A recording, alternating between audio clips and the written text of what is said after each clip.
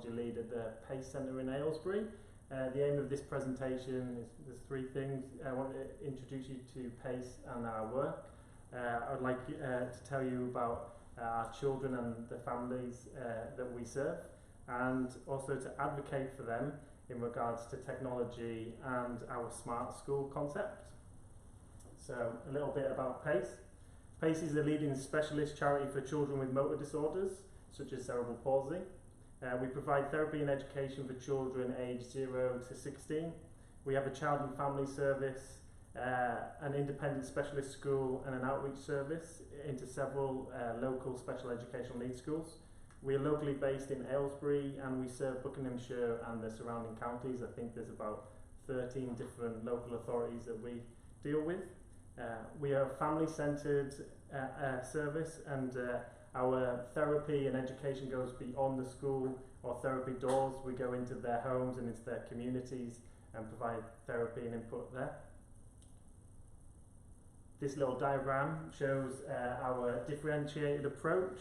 At the bottom here we've got kind of our early years intervention, so our child and family service.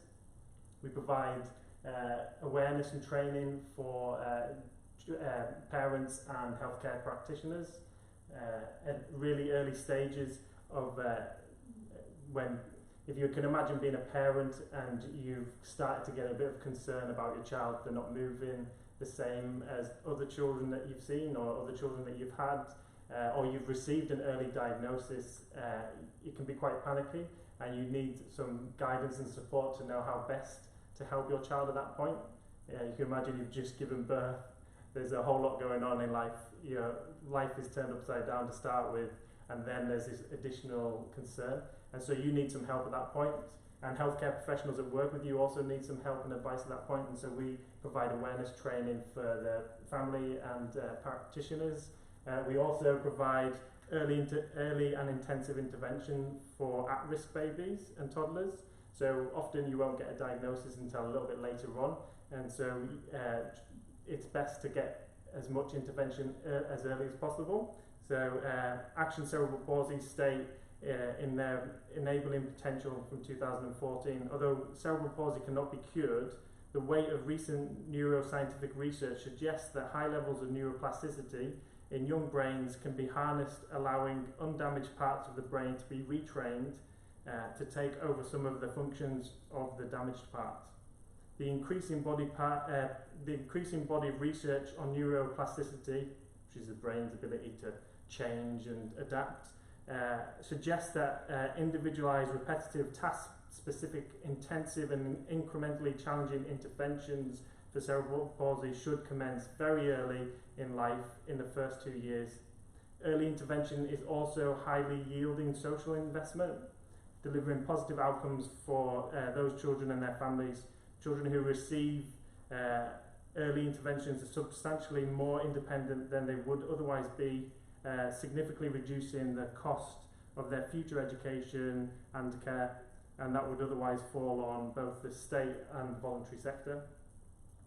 So then if you have a look at this semicolon, semicircle section, you can have two other parts to our school service. So we support mainstream inclusion, and then we have students that will be based with us. So supporting mainstream inclusion, we provide training to other schools that might have children with motor disorders in. We give them advice and training. We then have outreach, so we go into other schools and provide therapy, education services, maybe to a child or two. Then we have an in-reach or sessional work, so children will come to us and receive therapy, education, input. Sometimes we've had groups, so a collection of children will come along and they'll be there for a day. So that's supporting mainstream inclusion. Then the children that come to us, we have, so there's several ways we deal with this, and if you notice with the semicircle, there's the complexity of needs that go across, so the more complicated needs, the more disability, the more they're likely to be with us full time. The children, there's several children that will be in dual placements with the mainstream and us, so they might come to us for a day a week, to receive focused therapy on motor issues. We'll have dual placements with special needs schools, and then we'll have full-time children, so we have about 30 full-time students who have complex needs, so they'll do full-time formal education or full-time pre-formal. So what does a PACE child look like?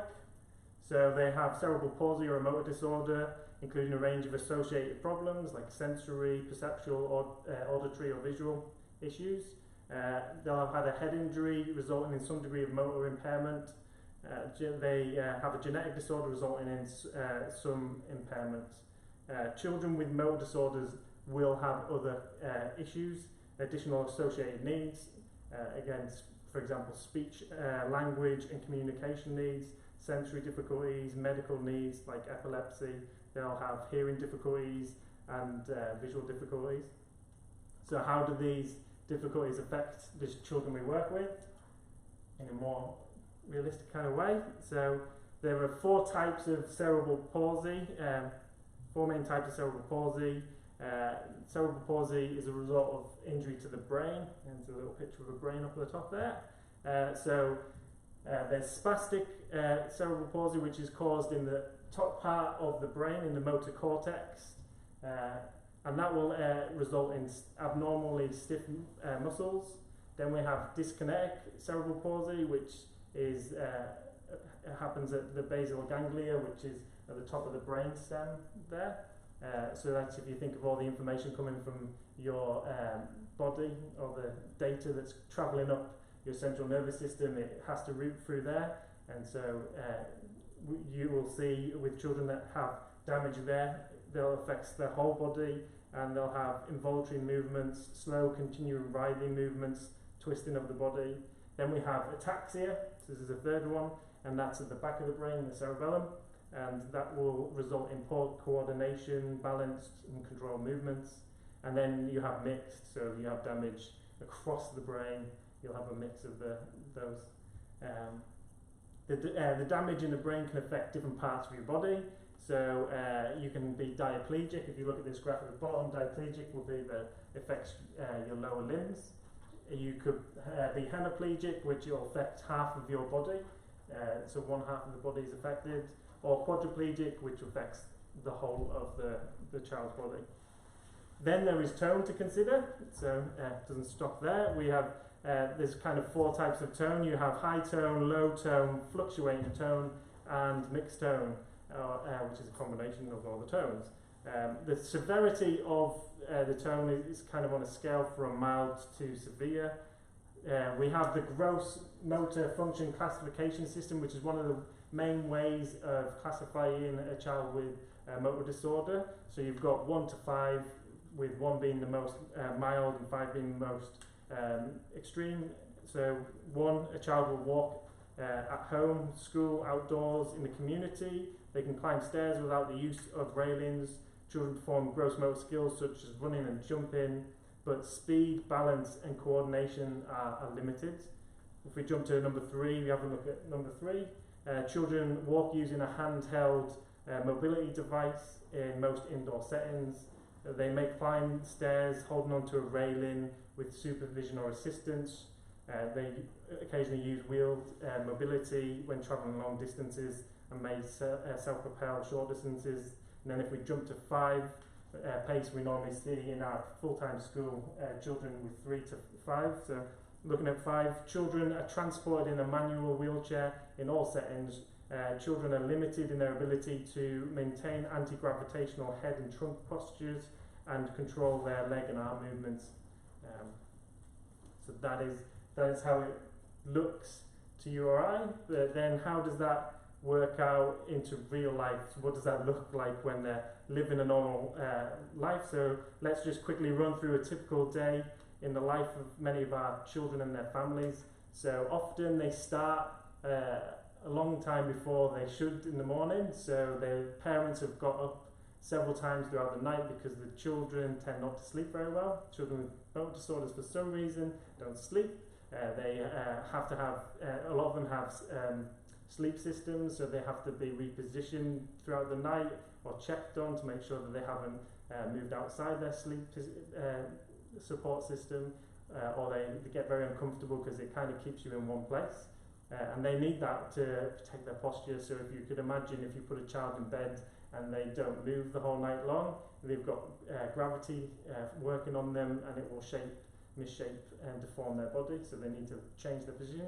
So many of our parents come to school in the morning and they're very tired because they have spent the night waking up and looking after their children. I know I've talked to many of the parents and they've said, oh, child's been up screaming again all night, and that's partly to do with attachment as well. A lot of the children, because they've gone through, they aren't able to build that confidence roaming around the room on the floor themselves. They rely on their carers, and that means a lot of them actually spend time just sleeping in the parents' bed.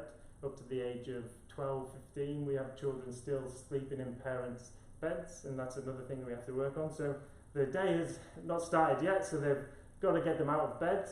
Many of them will have to either be hoisted or facilitated into a seat of some sort. Then they have to get that seat through into the bathroom where they can get changed. They'll often have been incontinent from the night because they can't take themselves to the bathroom. So they'll have to go onto a special toilet seat, and there might be hoisting again or a special device to help them transfer. They then have to go and have a shower or a bath in a special bath. And then, if you can imagine, I've just talked about tone and stuff. After a child has been showered and washed, and you've dried them, trying to get them dressed is very tricky. So a lot of their tone, a lot of them won't help because their tone is their arms and legs and stuff are flexed, so it's very difficult to do the dressing. So it's a kind of a two-person job.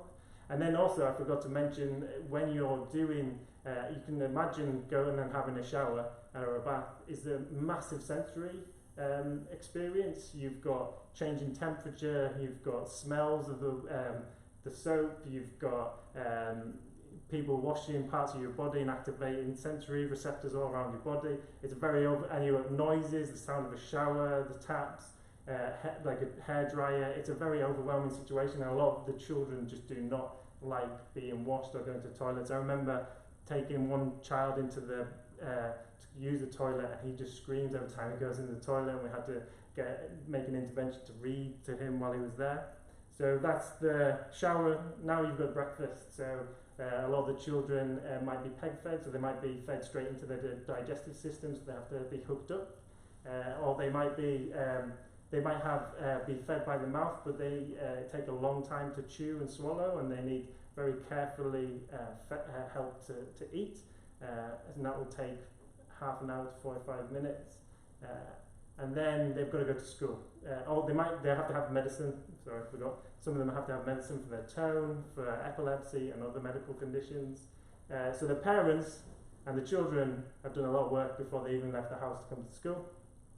So they get in some special vehicle, a wheelchair accessible vehicle. They have a taxi service, and then they head off to school. And then they arrive. They want to talk to all their friends and say hi, what they've done in the morning or the night before or over the weekend, and they'll use some form of communication. Sometimes they need a carer to help them communicate, so they'll use a communication book where they might indicate with their eyes what they're trying to say. So they'll have pages and they'll have symbols, and they'll go navigate through that to communicate with their friends or with a staff member. They might use eye gaze technology. They might have a simple yes and no. There's one student that looks left for yes and right for no, or there's a child that turns their head one way and the other way for no, or one that pulls their hands into the middle. So they'll have a chat, and then they'll do their normal registration and things like that, and then they might have a lesson. So on Wednesday morning I teach a lesson. I'm the OT and a PE teacher, so I was teaching the children how to play darts. We're doing it electronically, so they will use a push button switch, so when they activate the switch, they can at the right time it will throw a dart and hit the dartboard. It was a new game for this half term, which was just started this last week. So there's one student, he normally uses a little micro switch in his hand, and his tone wasn't great on the Wednesday morning, so we decided to bring in another switch, which is a kind of like, looks like a pen, we call it a wobble switch, and when he brings his arm down, then he can activate it, so he needs a bit of facilitation with that. So he was playing then, and but he was in his special seating, but his tone, he started to get spasms in his face and he got very uncomfortable and he's twisting his whole body. So again, can't activate that switch. So we hoist him to the floor, do some stretches, and then he carries on playing a game. So that was his day. There's 4 or 5 other students in my lesson, all who have a massive range of needs, all who use technology to play that game, and it all has to change a little bit. So that's just a quick run through of kind of what their day is like. I'll probably stop there because I'll go on and on and on, and it could take a long time. So this is what this is Williams and Schellenberger's pyramid of learning. It shows the importance of fundamental systems that need to function well before academic learning can commence. So this is why at PACE we take a transdisciplinary and integrated curriculum approach. This means we draw on the best practice from various clinical and educational disciplines to provide a rich and individually tailored learning environment for our students. At the heart of our integrated curriculum lies the relationship between postural movement, sensory and perceptual skills, and how they impact on the conceptual and academic learning. Therefore, we cater for these foundational skills in our curriculum and call on our transdisciplinary team to skillfully deliver and progress the curriculum. So if you can see here, I was just talking about a lot of, if you were thinking about the bath shower situation, when this bottom bit's not functioning very well, we can't expect progression on learning, daily activities. So in our approach, we consider these areas significant and try and cater that into our curriculum so we can build those foundational things so that the children can progress. And we do that with our transdisciplinary team, and this is our transdisciplinary team.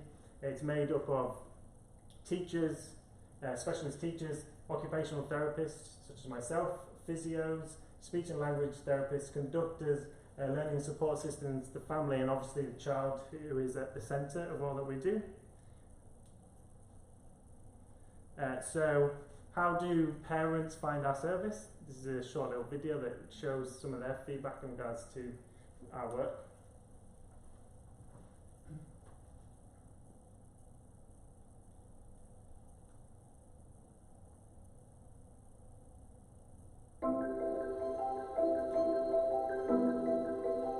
PACE school services cater for children aged 3 to 16 with sensory motor conditions such as cerebral palsy and other associated difficulties.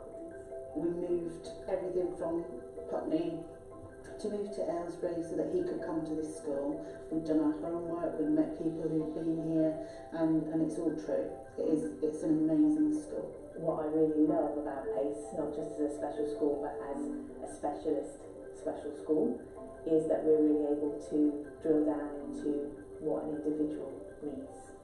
PACE give us the most amazing support. We feel like we're not on our own. I know I can come in here and I can chat to somebody. There's always somebody there to listen to me and to just support us really as a family. Obviously each child is different, but for them to have the best start, I think that PACE is definitely the place that the earlier the child comes, the more input they can give to that child, the better the outcome for them.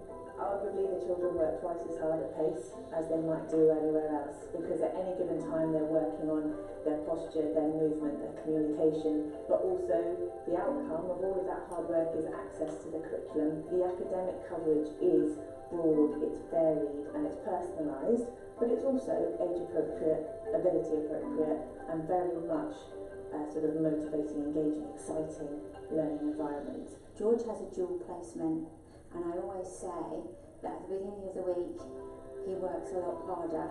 When he's here, he is pushed to his full potential and a little bit more. The academic data shows really, really good rates of progress that actually are in keeping or sometimes accelerated progress with what would be expected for a child of the same age without a motor difficulty, without special educational needs, and that's really powerful. What's impressive is the amount of work that is done with the children, working with their mobility, taking them at every opportunity out of their wheelchairs and allowing them the same kind of experiences that other children would have in other settings. pick pace. We did, and I'm glad we stuck, because it's a little family. You know, it's not just a school, it's like a community and a family all rolled into one.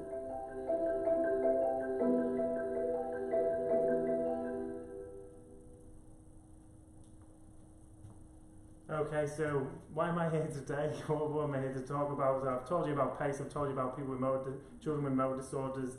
Well, we have a dream. Our dream is where you guys can help. PACE wants to be the first smart special school in the UK where smart curriculum, infrastructure, lab and ways of working will empower children with motor disorders and their families to achieve fullness of life for today and tomorrow's world. Our aim is that all infants, children and young people have early access to individualised assistive technology and programmes that are actively reviewed, current and of optimal benefit for our children. We want families to be supported in integrating and using technology learnt at school, at home, and we want to make their lives better and more occupationally balanced.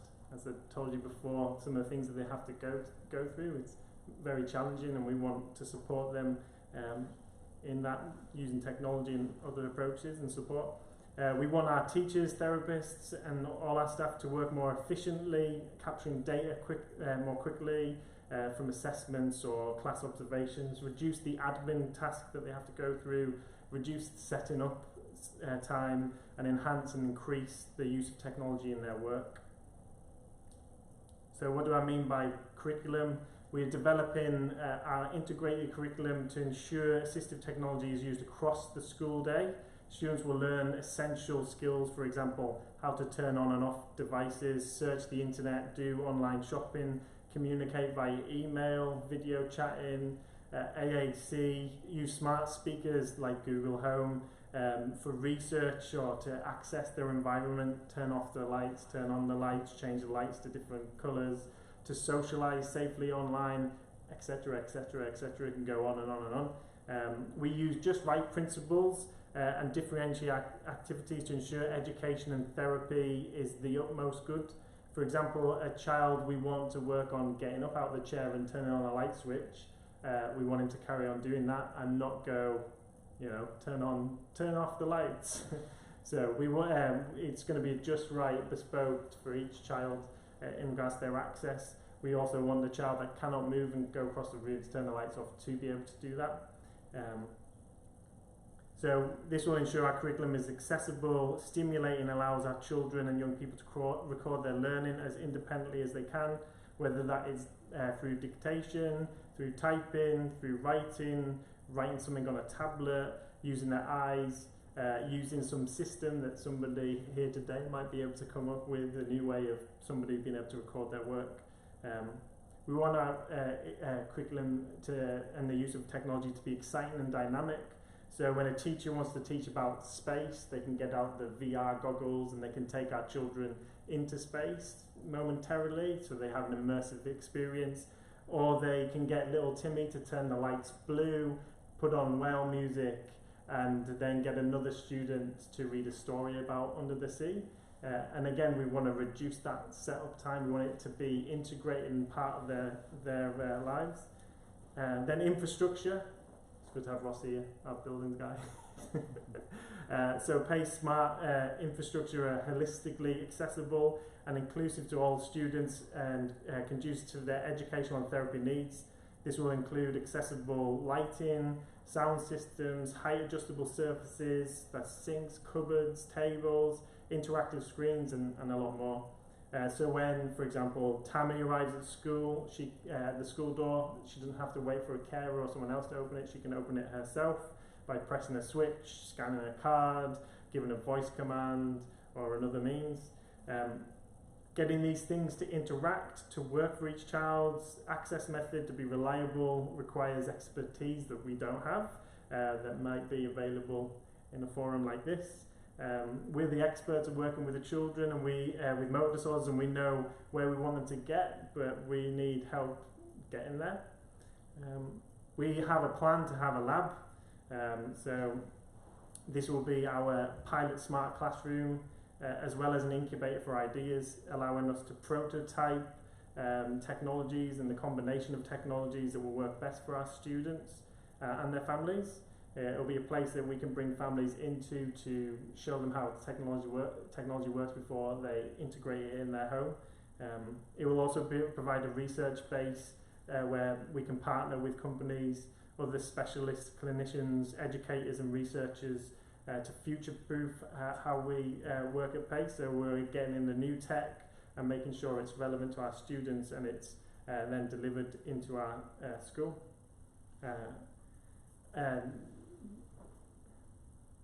We also want to reduce the cost of special needs equipment. It's just a known fact within the realm that I work in special needs, for parents, for therapists, for educators, that if there's special needs on the title, you add on a couple of zeros.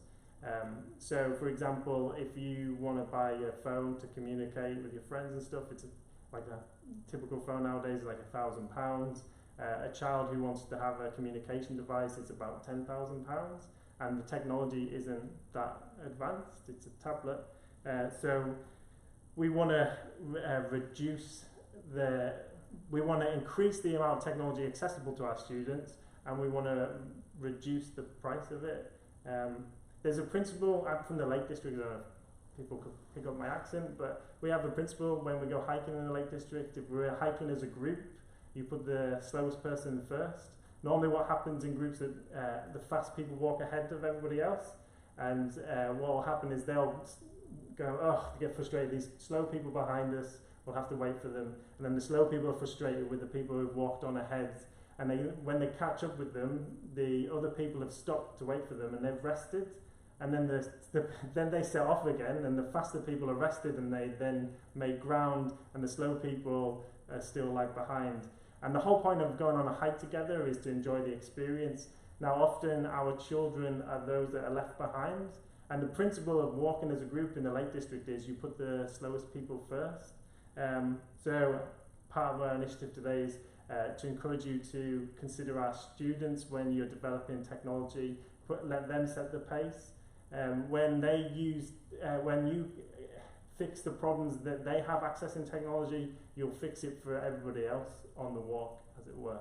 So the pregnant mother with an apple in her mouth, holding a baby who wants to communicate with a phone, might want to solve that problem. Well, if you solve that problem, you will have solved it by addressing some of the needs of our children who can't speak clearly, who can't touch a phone.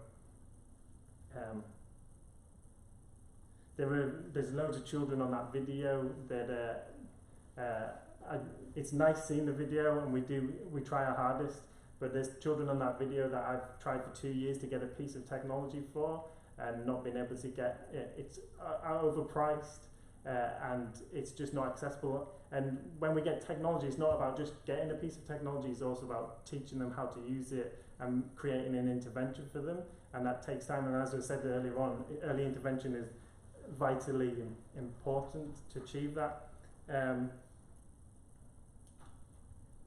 So ways of working, just like probably everyone else, we want to streamline our ways of working so our therapists and our teachers don't have to spend ages rewriting, copy and pasting. We want to have systems, for example, using Google Assistant to do a postural assessment. So sometimes I do a postural assessment and it takes 3 people because 2 people have to have hands-on the child when we assess. 1 person has to write, but something like Google Assistant, setting up that, it could document our assessments, and there's lots of assessments that we need to do, and it could be more efficient, and the data can be more easily captured. And then again, the setup, so if we want to set up a sensory session and change the lights and stuff, we have to get a trolley out, and we have to get an extension cable, which often goes walkies, and you've got to get it all set up in the room. But just being able to say, turn the lights into disco lights, and then that's done, that would be great. And we want to be we want to be paper lights as well. It's one of our aims. So this is kind of our journey to being a smart school. So we're at the first stage at the moment, the research, acquisition, networking and partnering. We want to set up an AI lab. We want to have then a classroom where that technology goes into, and then we want to roll it out to the rest of the school. We want to define Unlike the smart cities that aren't currently defined, we want to define what it is to be a smart school, and we want to do that before someone else does and doesn't consider our children or our clientele, as it were. And that's that's where we're at. We need to join, get more people to join us. And then just to finish, a little bit of preach. Humankind has achieved some amazing feats. We have landed on the moon, we've summited the tallest mountains, we've dived the depth of the sea, people have cured and wiped out many deadly diseases, we have created great works of art, poetry, painting, sculptures and more. We have invented technologies that have transformed our lives from sliced bread to washing machines, to aeroplanes, to computers, to systems like Google Assistant. Yet we've failed to address many of the simple aspirations of children with motor disorders.